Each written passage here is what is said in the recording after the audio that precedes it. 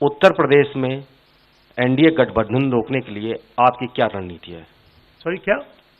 उत्तर प्रदेश में एनडीए गठबंधन को रोकने के लिए आपकी क्या रणनीति, आप दोनों लोगों की?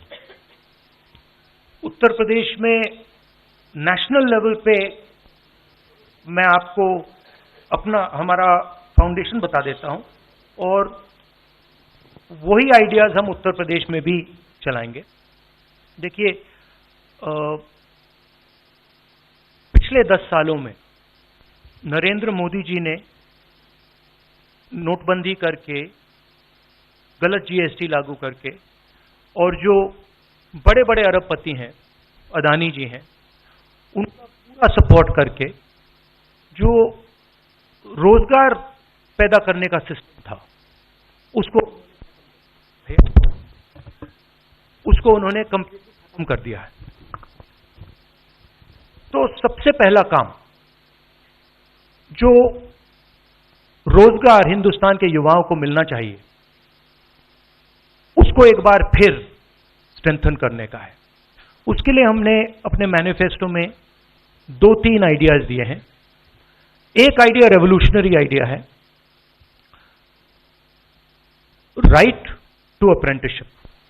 तो जो अमीर घर के बच्चे होते हैं वो अप्रेंटिसशिप करते हैं, ट्रेनिंग मिलती है, पेड ट्रेनिंग होती है। तो हमने डिसाइड किया है कि हिंदुस्तान के उत्तर प्रदेश के सब ग्रेजुएट्स को, डिप्लोमा होल्डर्स को हम अप्रेंटिसशिप का अधिकार देंगे।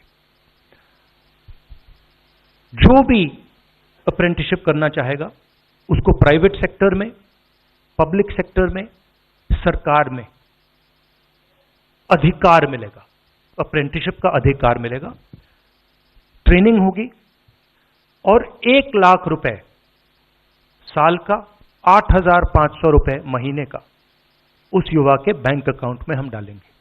और ये करोड़ों युवाओं के लिए हम अधिकार दे रहे हैं। इससे एक ट्रेन्ड मैन पावर तैयार होगा, प्राइवेट कंपनीज को भी इसका फायदा होगा, सरकार को भी इसका फायदा होगा, और एक प्रकार से युवाओं के लिए ये एक जॉब मार्केट में एंट्री का सिस्टम हो जाएगा। दूसरी चीज, 30 लाख सरकारी रोजगार हैं जो नरेंद्र मोदी भर नहीं रहे हैं, वो वैकेंसीज हम युवाओं को देने जा रहे हैं। पेपर लीक की बात हुई है, उसके लिए हम कानून बनाएंगे, उसको हम खत्म कर देंगे। तो ये बात हुई युवाओं की। एक और हमारा आइडिया, क्रांतिकारी आइडिया, और ये उत्तर प्रदेश की महिलाओं को बहुत फायदा मिलेगा इससे। हर गरीब परिवार की हम लिस्ट बनाएंगे और हर गरीब परिवार में से हम एक महिला को चुनेंगे और उसके बैंक अकाउंट में महीने के 8,500 रुपए, साल के 1 लाख रुपए सरकार हर महीने बैंक अकाउंट में डालने जा रही है। किसानों की बात, किसान सिर्फ 2 चीजें मांग रहा है।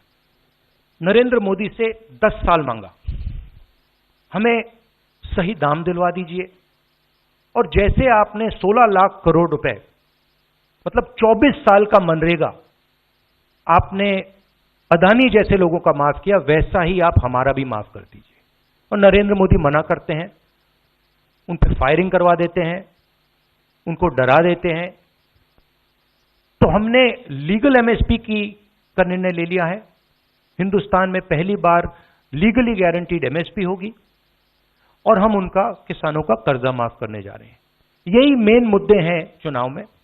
बीजेपी का मैनिफेस्टो देखेंगे तो उसमें आपको उसका जो फाउंडेशन है, 2 चीजें हैं। एक कि वो शायद 10-15 साल बाद ओलंपिक गेम्स इंडिया लाएंगे, और दूसरा 1 या 2 व्यक्तियों को वो चांद पे पहुंचा देंगे। तो ये बेसिकली चुनाव चल रहा है।